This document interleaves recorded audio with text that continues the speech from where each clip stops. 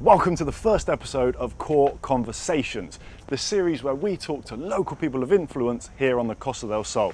And we are starting today with Richard Sutcliffe, the school director here at EIC, the International English College. So let's ask him all things schools on the Costa del Sol.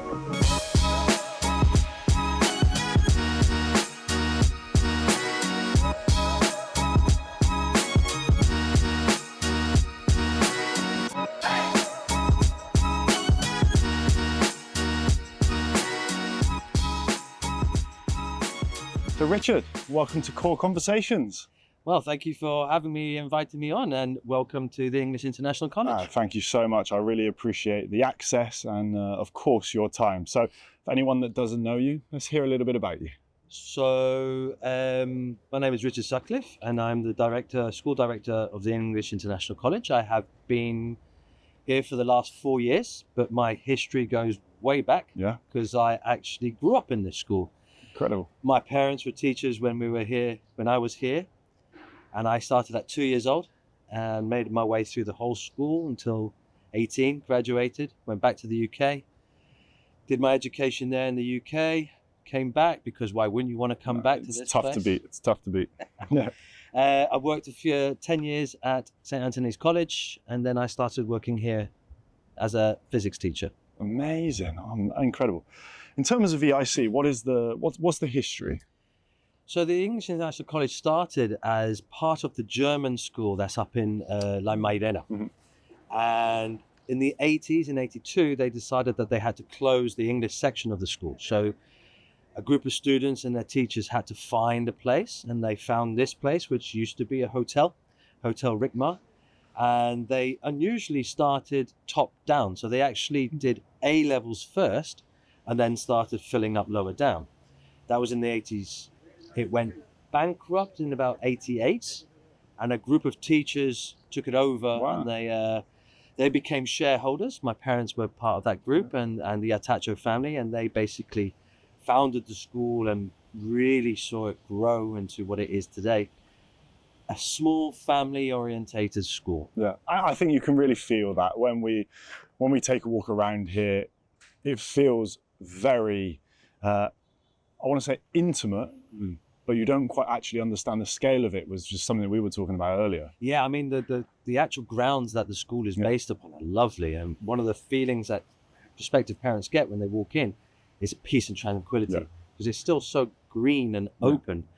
It doesn't have that generalized school feeling. No, it doesn't feel clinical. Yeah, exactly. Which I think is can be a trait of international schools sometimes. With it, being a business as such, sometimes they do have that clinical feeling. Yeah, purpose-built schools, for example, where you're just a number. Yeah. Here, because we are small with class sizes of only up to 20, you get to know every child, and you get to see them grow throughout the whole school. And I think that's one of the best things that this school has got going for it. So that leads me perfectly on to, in your unbiased opinion, what does make EIC so different to the others? Well, just that, there's small class sizes where teachers can really make the connections with the students, and we really extract and get the best out of the students, and they really work their socks off. I mean, some of the results that we're getting consistently, A stars, A's at A level, over 65% year on year,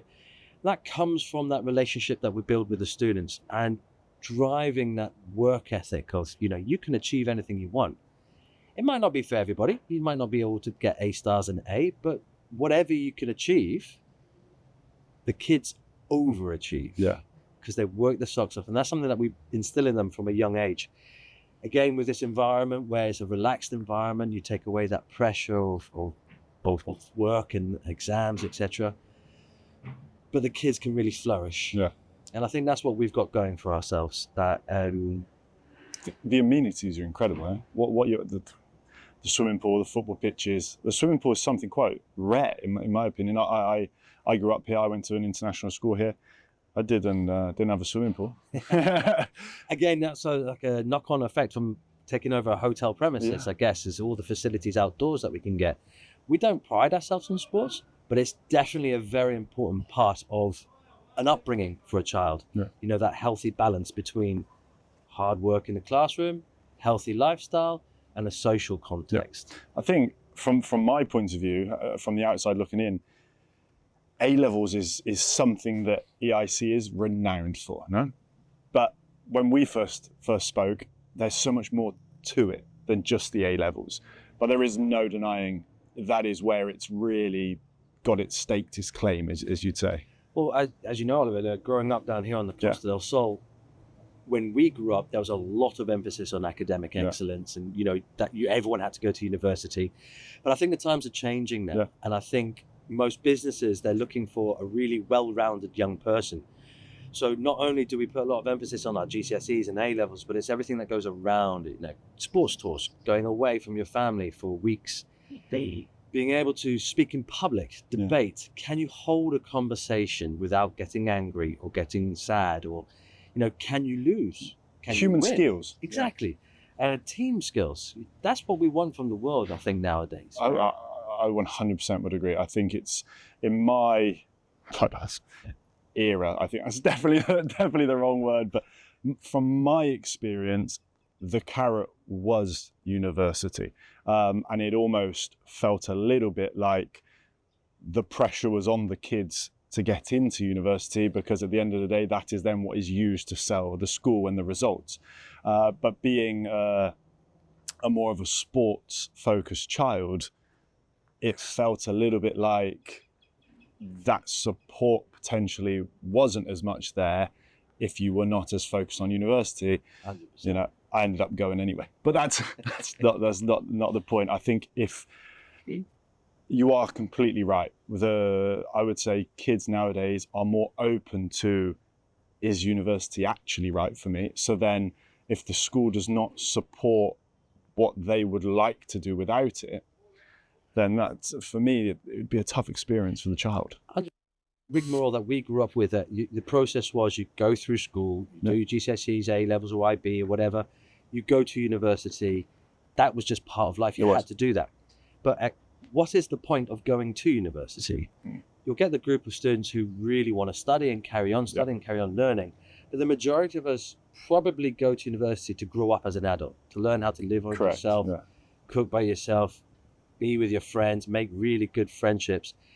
So if you can give that at school and prepare them for that part of life, you know that after university, they'll be able to hold a job down, they'll be able to interview very well, they'll have all of those soft skills that I think are really important for jobs. Yeah, that's a really interesting point of view, and I've not heard it spoke about or emphasized, to be honest, because that is the real thing. It is a slight extension of school, but learning new.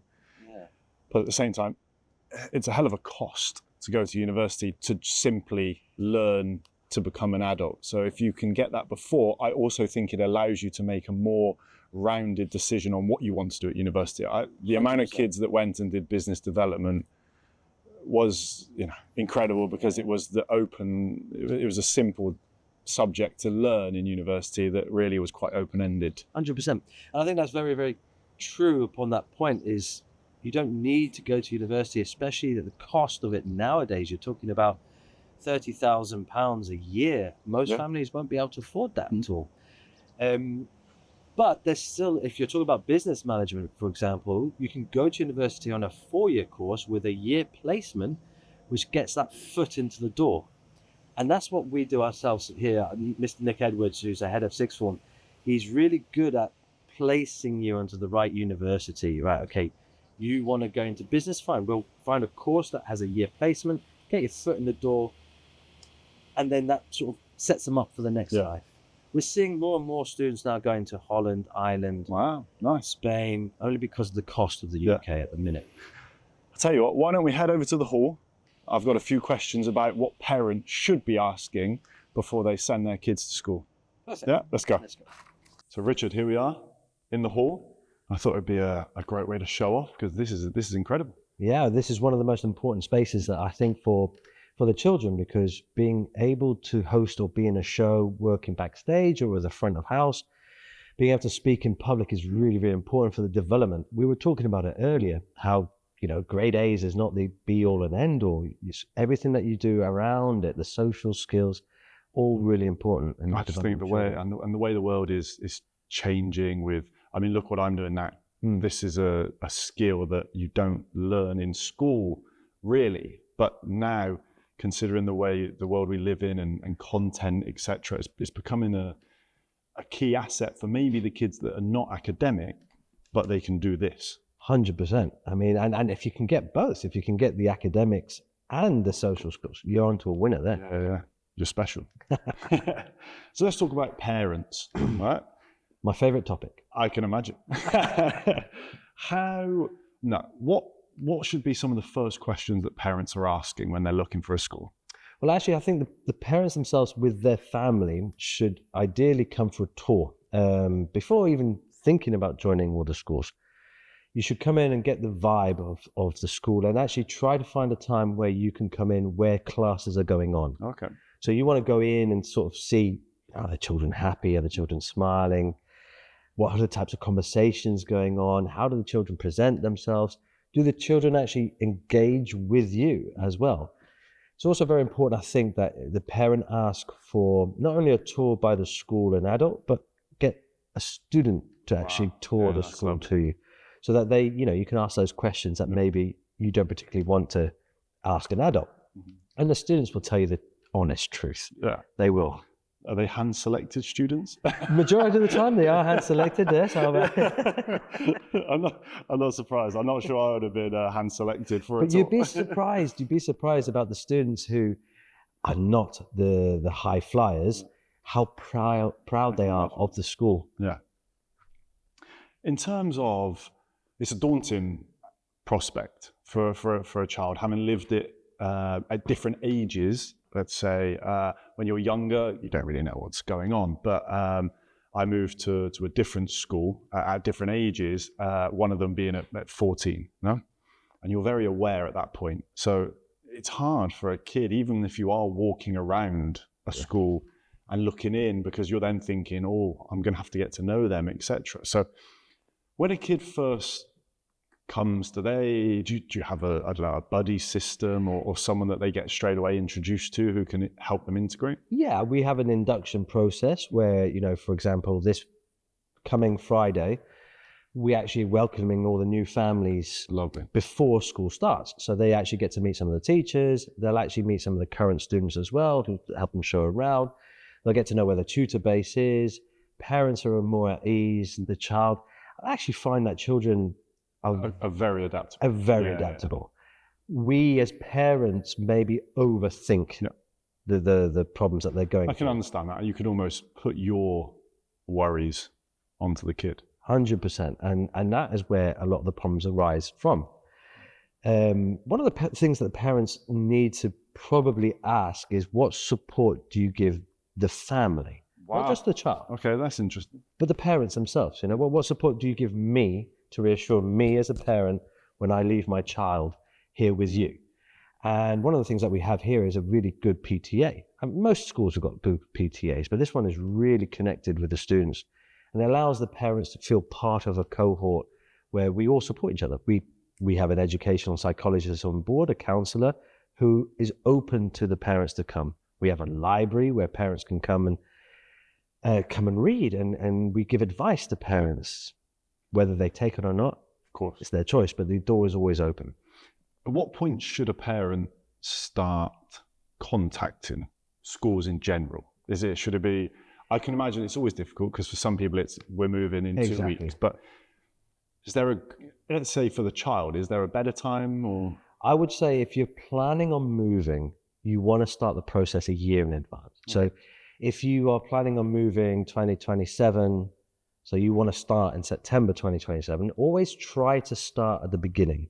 Yeah. Try not to disrupt the education process, unless there's an emergency, like how you say, your job dictates that you have to move, there's a war or whatever. Yes, there are certain extenuating circumstances, but you ideally want to start in September, at the fresh start, new beginnings. So you want to be looking the September before. Yeah. You want to spend at least 3 to 6 months really doing your research. Because you said that actually, from once again, just an honest and open point of view, they should be going to see 100%. 3 or 4, really. As you know, we grew up on the coast here. There were 5, 6 established schools along the coast. There are over 50 now. So those established schools, I mean, you went to Aloha, I grew up here at EIC, each had their own little niche, but ultimately it's where is your child the happiest? Yeah. And I'm not saying that EIC is perfect. I'm not saying any school is perfect, but as soon as you walk in, you will get that vibe. Whether you want shiny, glossy stadium or a really sports-orientated program or an expressive arts program or academia, you, your child and the family as a whole have to feel that by going to visit the schools. So let's say the kids love EIC, parents are happy. How does the admissions process start here? So ideally you want to contact the school and say that you're interested, and then we would put you in contact with our admissions lead, who would then coordinate everything. Normally it would be that we ask to see the latest 2 reports. Okay. It's not the be all or end all. We would then invite you in to do a tour to actually get to ask the questions that you as a parent would want to ask. And then we do a sort of like an admissions test. And it's not, we are a selective school, but that's not the point that we select you on. Yeah. Basically, we do these tests to find out where you are. Of course. Because when we start with you in September, we want to give you the best opportunity to carry on. Whether you find the work easy, well, then we'll set you more challenging work. Another benefit of being a school with small classes is that you can differentiate the work that you want, which allows us to get the grades that we get. It's funny, isn't it? I mean, whether there's some scar tissue there or not, that once again was a hell of a process. I remember coming, I had a tie on, coming for the walk around, and you have somewhat of a, the thing, they call these things an interview, for example, and it's all, I think, sometimes built up too much. Realistically, it could be done in a more organic way, but I do understand from a school's point of view, there has to be kind of a process involved. 100%. And I also like to get to know the families myself. You won't find many schools where the director is always meeting every family and every child. And you say that it's an interview because I like to see how a child reacts. If I crack a joke, to break the ice, and you'll see how a child suddenly becomes more themselves and how confident they become. So yeah, I can understand how an interview process would feel daunting. Yeah. But again, we go back to those soft skills that you need to develop over time and try to sort of steer the child on what they need to be doing. So I want to get a little bit technical now. What would be the biggest differences between the Spanish education system and what you present here at EIC? So the obvious difference would be private versus state system, but the Spanish system is actually, it is very good. It is quite outdated in the way that they sort of teach it. The British system, one of the best things about the British system is that it teaches you how to critically analyze or critically think. Spanish system is quite more of a rote learning. So you will do your learning in class and you'll do an exam and that's it. And your grade is based on how much you can remember. I did both. So before going to a local college, I was in a Spanish school in Sevilla, and they used to talk about the codos. So like your elbows, they should be kind of bruised and worn from how much studying you're doing. And it was that, the emphasis was this textbook, learn it, and then we're going to do an exam. And that, to me, is so difficult. But I mean, why do we need to do that? You've got technology nowadays which you can find out any bit of information within a click of a finger. You want to be teaching a child, okay, well, here's the theory, now here's a problem. Solve the problem. Implement it, yeah. Exactly, using the theory that you have. I mean, that type of skill is very hard to teach, but I think the British system does it in a very good way, where you are doing both. You're both doing the rote learning, but you're also trying to adapt it to what problem solving is necessary. Yeah, that's fascinating. I would never ever put down the Spanish system. The Spanish system is very good. It's very broad. It's very much like the IB system. Okay, let's talk about that. So the IB system is very broad. A lot of schools down here, or international schools, use the IB system because it allows you to basically have more choice as you're growing up. Because you can't ask a 14, 15, 16-year-old child down. to start selecting 3 subjects because that's going to become your future. The amount of mistakes that people make when they go down a career and go, actually, this is not for me, The IB system is very broad. That's the benefit of it. Also, the negative side to it is Could be as well. it is very broad. So I did A levels. My brother did IB, and the vastness in terms of knowledge was far more difficult in terms of having to know exactly about everything. So that is the difference, isn't it? So the IB would be more broader, probably less depth, whilst A level would be less broad but real depth.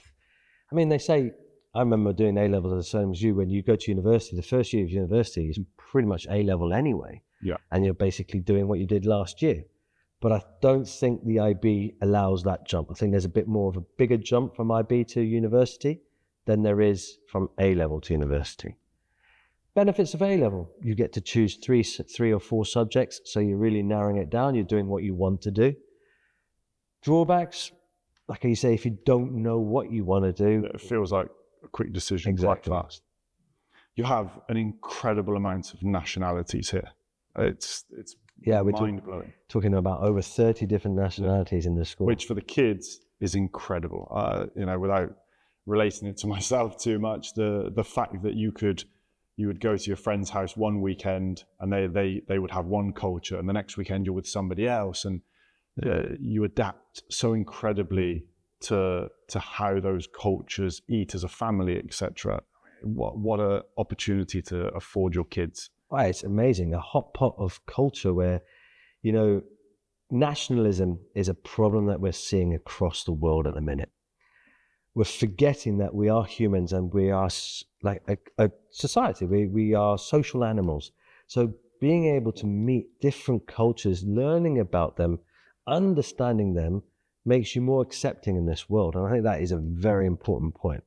How do you help the vast amount of different nationalities settle in? Because it's very different coming from the UK, where a child would be speaking English, coming into an English-speaking system, to potentially a Polish child moving to Spain, having to speak English. That can be a complex situation. Yeah, I think there's probably, this is a three-pronged approach. Like we said before, the child is probably very adaptable anyway. Try not to pair or body them up with someone of the same nationality. You want them to sort of pair them up with somebody with a different nationality. Like how you said before, it's an international school. The hot pot of different cultures will be good for them. Then you want to offer the support to the parents. And again, that pulls on our PTA, where parents can feel part of a community, so they feel heard and they're invited to help out in events, etc. And then you want to try to educate the parents on what a British system is. A lot of them will come in and say, okay, well, what does 8 mean? Or what's a grade 9 mean? Or, why are they not getting the higher grades when in our Polish system or whatever system they were in, they were getting the top grades? Well, it's a different way of learning. We compared the Spanish system. We get a lot of Spanish parents coming in because they think the way that the British system is taught is above or very, very good at teaching students how to be adaptable, great for the work life. So I think, those three-pronged approach where your children, you're allowing them to experience the different cultures and make them feel comfortable, getting the parent to feel comfortable with people who are very similar to them, and then the support to the parent in terms of what is our education system all about. So I think, looking at what you offer, a child can come here from any age. The variety of systems that you offer here in terms of the age demographic is huge, and they're starting pretty young, no? Yes, we have kids starting here at 3 years old, and do they ever go all the way through? Yes, we get quite a lot. Every year we'll have about 3 or 4 students who go all the way through. That's incredible, right? Because it's such one thing I think the kids have to get used to is that it is a transient place. So it was always difficult. Your best friend could just not come back after the summer because the parents have moved, which is incredible in terms of being able to adapt. But it is very transient. One of the things that that transient, your students leave, your friends will leave, etc. But they always come back. When they have to leave because of work, they'll go somewhere else and they'll have to be there. if they ever get a chance to come back, directly straight to the school. Wow. But I'm assuming that's the same as all the other big schools down here on the coast. They'll have that feeling of connection. It's something that we really pride ourselves on with that community. We have parents who've come back as they were students and have come back as parents to put their children in. Now, we have 3 generations going through now. It is incredible. Yeah, that is special. And we have teachers who were once students here as well. Wow. So my final question is, what is the biggest piece of advice you could give to a parent choosing a school? Possibly trust. I think if you trust that school, then you will be in a good place. That and supporting your child. Just be there for your child. Your child will probably be happy at any school. Just be there for the child. Don't overthink the process. Be present. Listen to the child, at dinner time. Sit down and talk through the day. Don't try to pull out an answer. How was your day? Get them to talk to you. Yeah. I said it in my speech at the speech day that we had graduation on June. I said, how can we allow children to open up to us and tell us the truth if we're not there, if we're with our phones, if we are busy with work? Make time to be with a child and trust. Richard, thank you so much. One, having this conversation with us, for the access to the school. I think it's a massively insightful conversation for many parents out there and kids alike. So absolute pleasure. Thank you so much. Thank you, Oliver.